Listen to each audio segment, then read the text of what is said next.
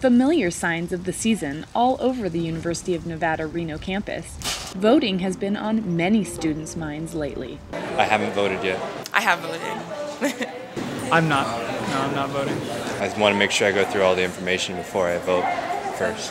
If you have an opinion and you don't voice your opinion, then you can't, if something happens that you don't agree with, you can't really, Really, it's because I'm really not that informed or have really looked into it that well. That, and from what I've seen, little I know, I don't like either of the candidates.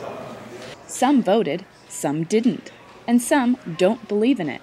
A few members from the Students for Liberty Club at UNR, the same group advocating to abolish ASUN, disagree with the voting system altogether. How dare you impose your values onto me through force? Strong words regarding voting from John Russell, the creator of the Students for Liberty Club at UNR. Russell feels that government limits freedom, and by voting, we are supporting limits on our freedom. Cattle herders, they have found that the cow will produce, let's say a cow, not cattle. Cows will produce more milk by giving them more space to move around. They have found that when you keep a cow in a gated gate, they will bang their head against it and bleed and create infections and die. They have found that it's more profitable to let them roam a little bit, run around, and they produce a lot more milk. Because they changed their farming practices, they changed their cattle herding practices. That's all what governments across the world are. There's different types of farming practices. There's practices that don't work very well, communism, socialism, and then there's farming practices that yield good results. Statist capitalism, like what we're in now. But we gotta realize that we're still on the farm. We are still being farmed. And as soon as we can realize, like, the cow licks the hand of the butcher who is about to put a bolt through its brain. Because the cattle cannot recognize the relationship that it has with its master. Because it's a cow. What is our excuse?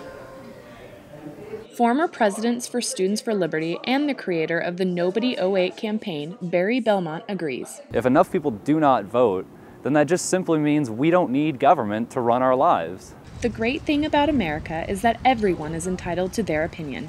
Some UNR students disagree, believing voting is crucial to our system. I believe that the government is there to support the people. That's why it's a democracy. And if the people aren't speaking, then the government can't do its job and the government will go wrong.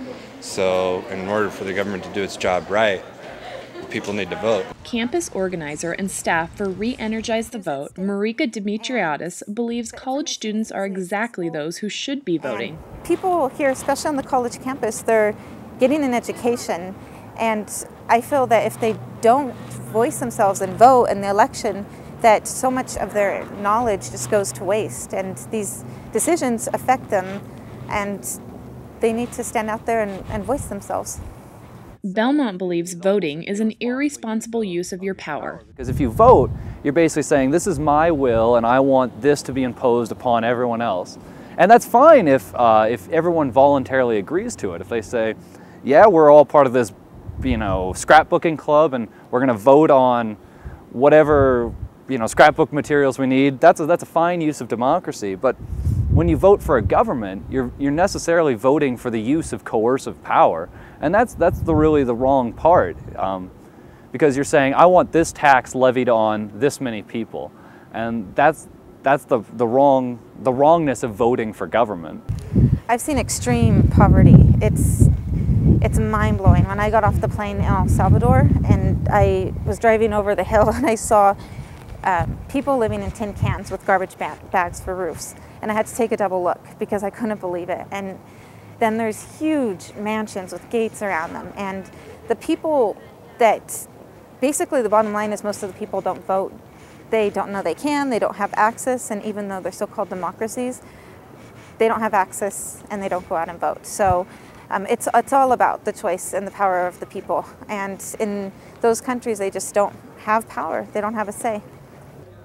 To vote or not to vote? That is the question.